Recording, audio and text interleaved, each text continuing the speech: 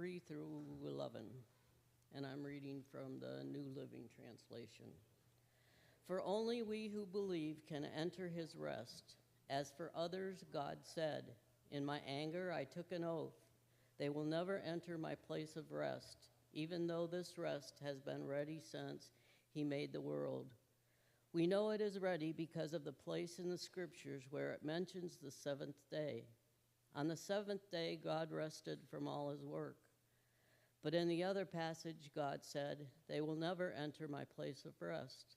So God's rest is there for people to enter, but those who first heard this good news failed to enter because they disobeyed God. So God set another time for entering his rest, and that time is today. God announced this through David much later in the words already quoted. Today, when you hear his voice, don't harden your hearts. Now, if Joshua had succeeded in giving them this rest, God would not have spoken about another day of rest still to come. So there is a special rest still waiting for the people of God. For all who have entered into God's rest have rested from their labors, just as God did after creating the world. So let us do our best to enter that rest. But if we disobey God, as the people of Israel did, we will fall.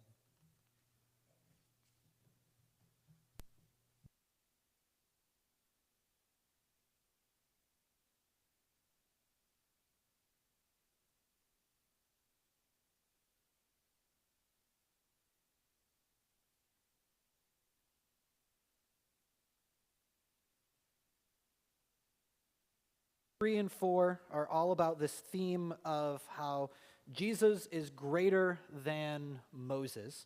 Last week we looked at where the author of Hebrews draws from Psalm 95, a Psalm of David, to make a comparison between his audience, which was Jewish Christians who were at risk of reverting back to their Judaism, but again, by extension and through application, we can apply that to ourselves as well. So he's making a comparison between us and the Israelites during the time of Moses, and how because of their unbelief, they were not allowed to enter into the promised land of Canaan, but instead died in the wilderness, and then their children would be the ones to go in. And so last week we closed with Hebrews 4, 1 and 2, which kind of summarized his whole argument there. I want to reread those. He says, therefore, while the promise of entering his rest still stands, let us fear lest any of you should seem to have failed to reach it. For good news came to us just as to them, but the message they heard did not benefit them because they were not united by faith with those who listened. Right, so just as there were Israelites who were not allowed to enter into the promised land, right? So there are people who will not get to enter into the kingdom of heaven, right? The two categories of people, those that make it in and those that do not. And so our focus last week was really on how can we know whether we're actually saved. Right, there's this idea of persevering to the end, right? So how can we know if we're the ones that are going to make it or not? And the answer is that only those who know and love Jesus, right? The person of Jesus. Nothing that we can do, not the benefits of what the gospel has or living, right? The good things about living the Christian life. If we're pursuing anything other than Jesus himself, we will not make it into the kingdom of heaven. We will not make it into the promised land. And so today, we're going to pick up, and it's really carrying on that same exact thought. But this time, we're going to focus more on the positive side of those that do make it in. What is it that we have to look forward to? And so he uses this language of God's rest. And so our main objective this morning is going to be defining what is God's rest. So we'll start in verse 3. For we who have believed, again, those who have trusted in the death and resurrection of Jesus, that know Jesus and are known by him, right? Those who have believed enter that rest. As he said, and again, quoting Psalm 95, as I swore in my wrath, they shall not enter my rest, although his works were finished from the foundation of the world. For he has somewhere spoken of the seventh day in this way, and God rested on the seventh day from all his works. When he says, right, he has somewhere spoken of it, as if to say it's really obvious, and right, every Christian should know what he's quoting from. This is the creation account. If we go back to Genesis 1 and 2, Genesis chapter 1, it says that God creates the world in 6 days. And at the end of each one of those 6 days, he looks at his creation and says, it is good. And then there's this phrase, there was evening and then there was morning, which is the Hebrew way of saying one day. But it's this idea of saying that each day's work has been brought to completion. It's finished, and then we can move on to the next day's work. But the creation account is wrapped up in chapter 2 in verses 1 and 2 when it says, thus the heavens and the earth were finished and all the host of them. And on the seventh day, God finished his work that he had done, and he rested on the seventh day from all his work that he had done. So 6 days to create the world, and on the seventh day, he rested. Now, there's something missing in that description of the seventh day that's not found here, but was in the first 6 days. And that's that idea of, right, completion, right? There is no mention of evening and then morning, as if the second day never finished. It's still going on, right? Which means that God is still resting. He's still resting. And so when we talk about what actually does it mean for God to rest, it's not that God got exhausted or tired from, right, I worked for 6 days, man, I'm just too wiped out. I can't do anything else. The idea of God resting is not him being too tired to continue, but to say that he's done, and now he's going to take time to enjoy his creation.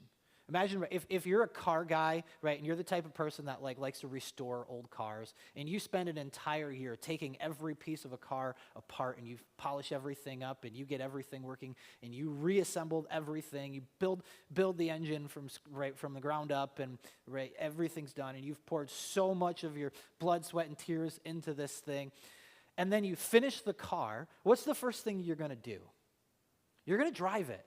Right, you're going to turn it on, right, just enjoy the sound of that engine, and then you're just on it's a nice, beautiful day. You're going to roll the windows down, and you're going to take it for a cruise, and you're going to enjoy the fruits of your labor, right? This is the reason you do this. You build it so that you can drive it.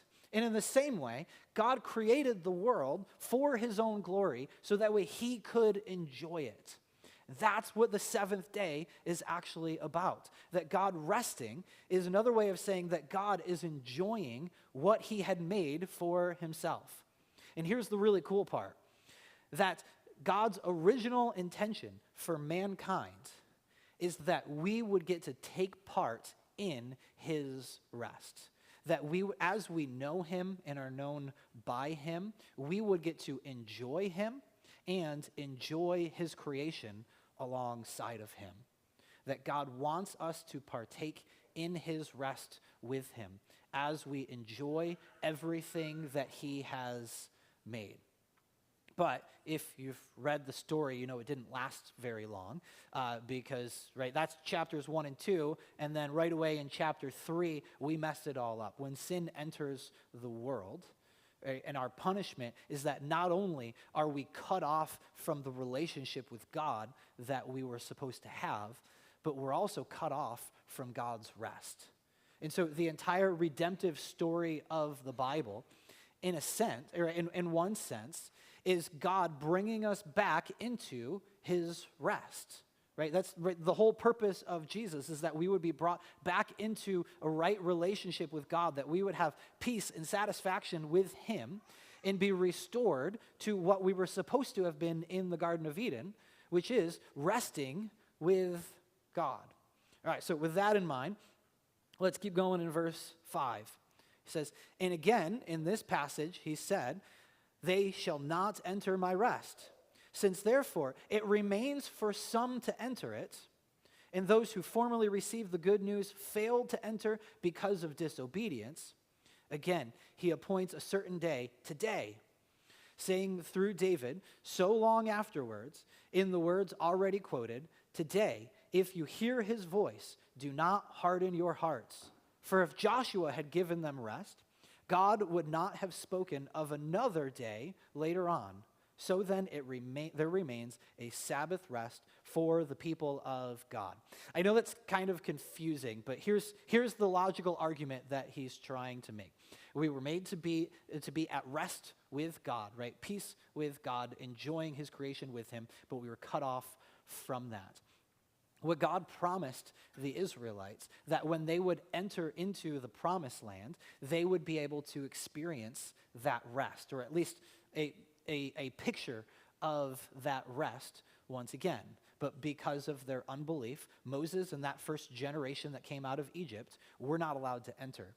So instead, it was Moses' successor, Joshua, and then, right, all of the Israelites' children that got to enter into the promised land. And Joshua 21:44 says, "And the Lord gave them rest on every side, just as he had sworn to their fathers." Right? So the Israelites got to experience God's rest. So end of the story, right? Does that mean the redemptive narratives come to a close? But then he's pointing out here, where David, writing Psalm 95, some 400 or 500 years after Joshua brought the Israelites into the land of Canaan, right? He again says that today the children of God can enter into God's rest. So if Joshua was supposedly brought God's rest, but then David says that, right, they still have to enter into God's rest. He's saying that what happened with Joshua was not the end of the story, but that it continues on, and that there's still more to this redemptive narrative of God bringing us back.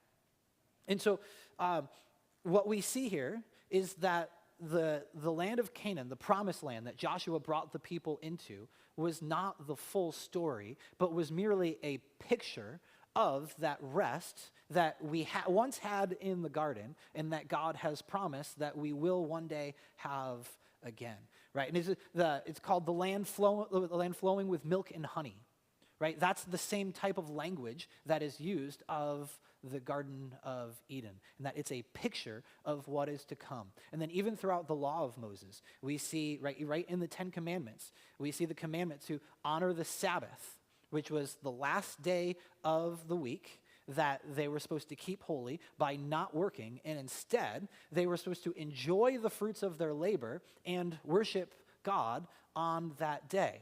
And then there's Sabbath years where they're supposed to let the land rest, and even the year of Jubilee, which was like every seventh year, right, where basically all of society was supposed to reset and all debts are forgiven and all this. Right? And each of these are a picture or a reminder of the promise that God has given us. That when the Jews were to take part in the Sabbath in the year of Jubilee, and they were to look at this promised land that they were living in, it's a reminder that the world is not as it's supposed to be. That the world is full of hard work and toil and sweat, and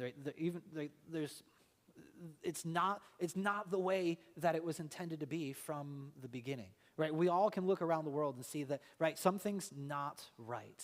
And so the promised land and the Sabbath are pictures of God saying, this is what I have for you, that you can have rest and you can have peace.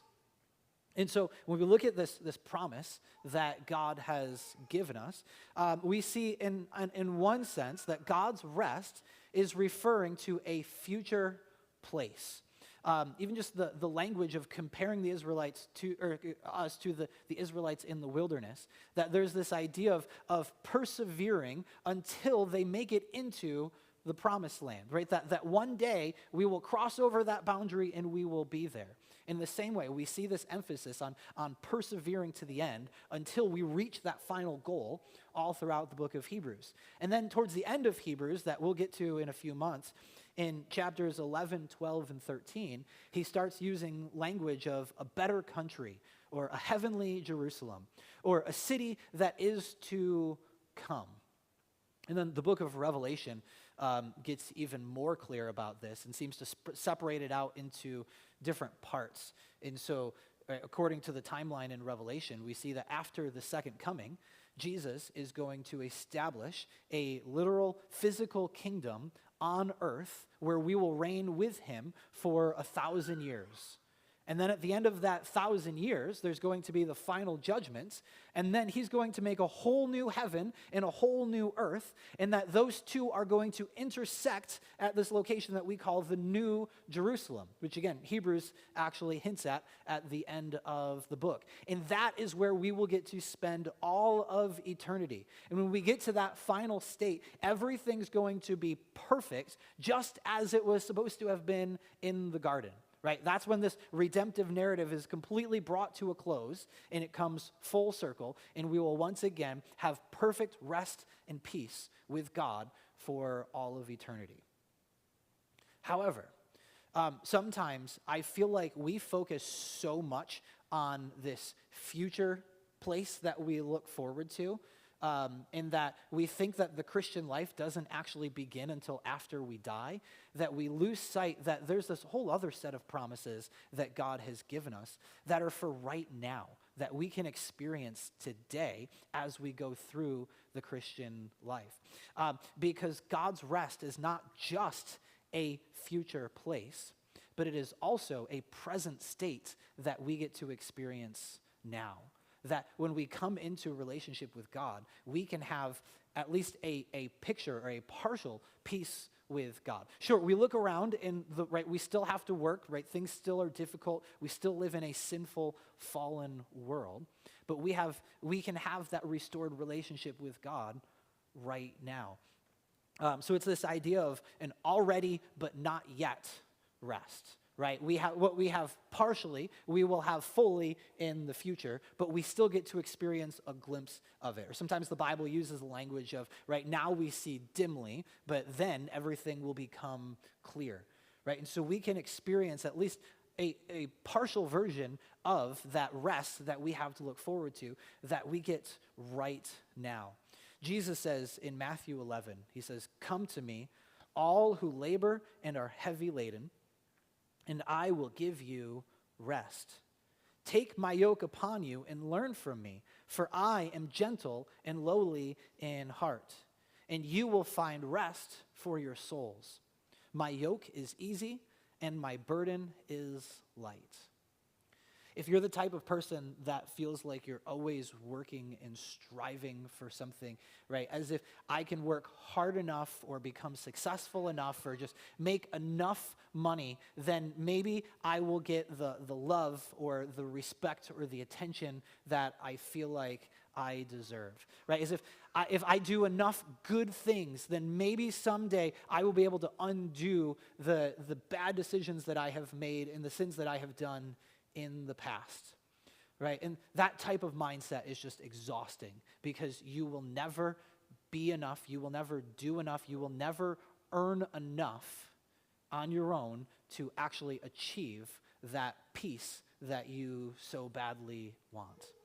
But the good news is that Jesus has done everything for you, and that God's rest in his peace and ultimate peace and satisfaction in knowing him can be accomplished not by working harder, but by simply receiving God's grace, that he is offering it as a gift, that all you have to do is believe that Jesus did the work for me, that through his sinless life and through his death and through his resurrection, that you can have peace with God right now, that you don't have to wait until some future state to experience God's rest, but that is something that you can enter into today.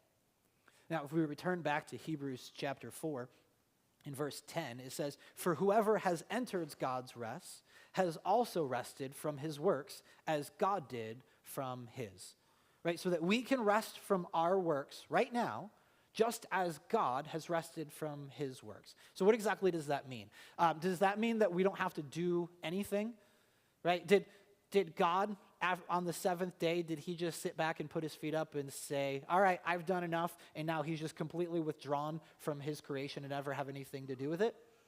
No, right? Throughout the entire story of the Bible, God is still actively involved in participating with his creation, right? That God is still working in some sense, right? But what he's doing is he's enjoying his creation as he does it. And so in the same way, when you become a Christian, that does not mean that the story's over and you have nothing else to do, right? As if I checked off that box and now I'm good and now I can just kick my feet up and enjoy a drink until Jesus returns, right? That there's still jobs for us to do, right? That he has given us the Great Commission to make disciples of all nations, right? That he has given us a church and that each one of us have responsibilities and giftings in order to do those responsibilities, right? That God has works for you to do.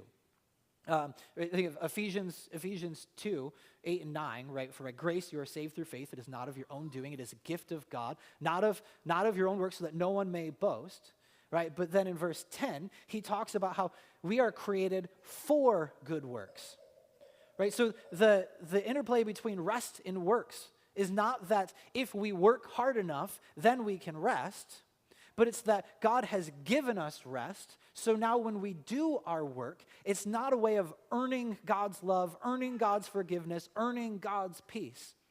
But it's we already have that. And so now out of joy and out of thankfulness, we are going to turn around and work from a place of rest. Meaning that I am not working in order to earn a thing. I am working because it is how I get to take part in this relationship with God, and that I have perfect peace with God. And now my work is helping other people to realize that they can have that same peace with God. So last week we talked about this warning that comes along with this, that there are some people who will not enter into God's rest.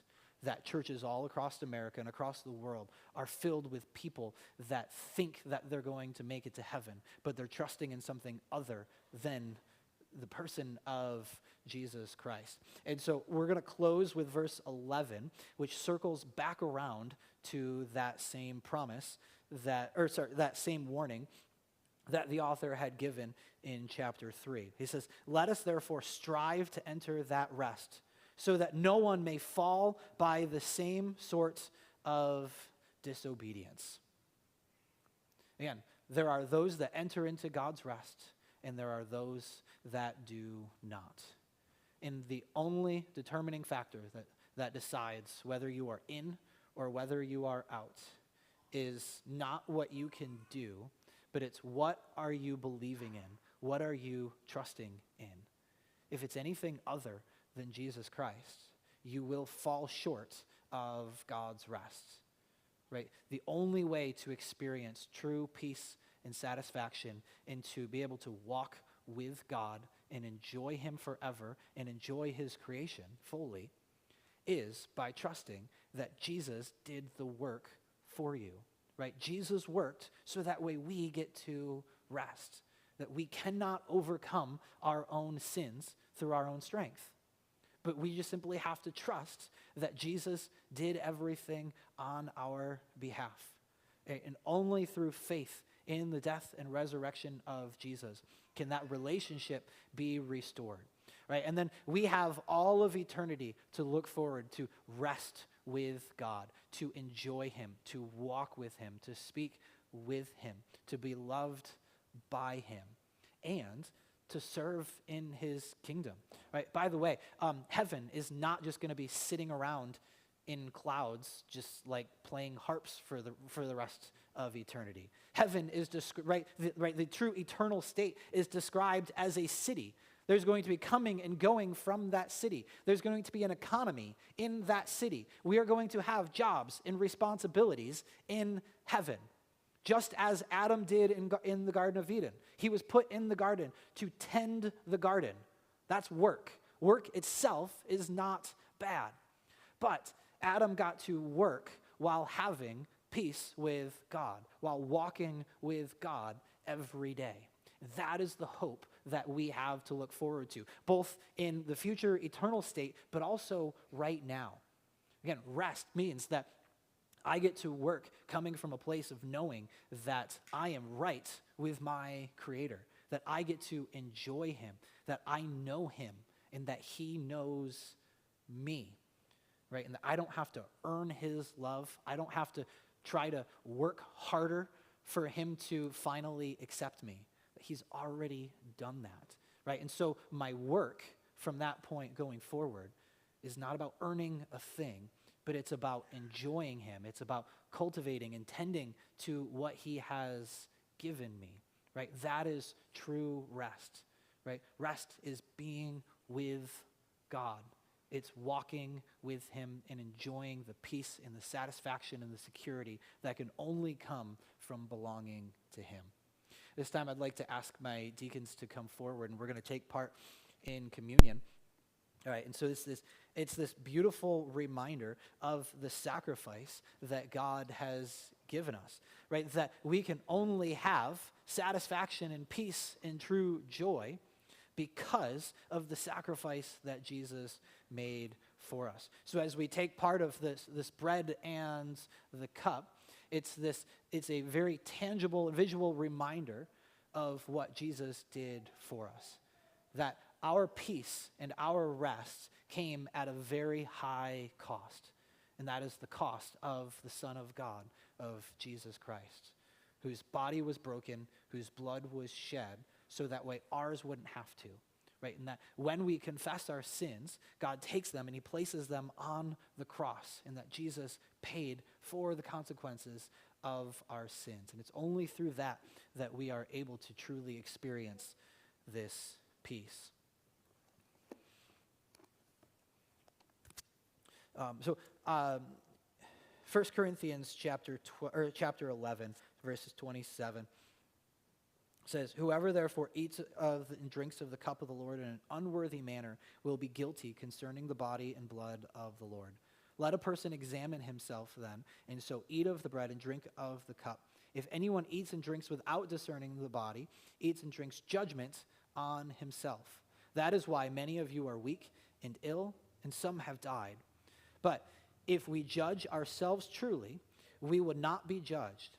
But when we are judged by the Lord, we are disciplined so that we may not be condemned along with the world." So before we take part in this, I want to give you an opportunity to just quietly, inwardly, just pray to God, search your own hearts, and if there's any sin in your heart, which, by the way, the answer is yes, there is, I want to give you an opportunity to confess that to God before we begin.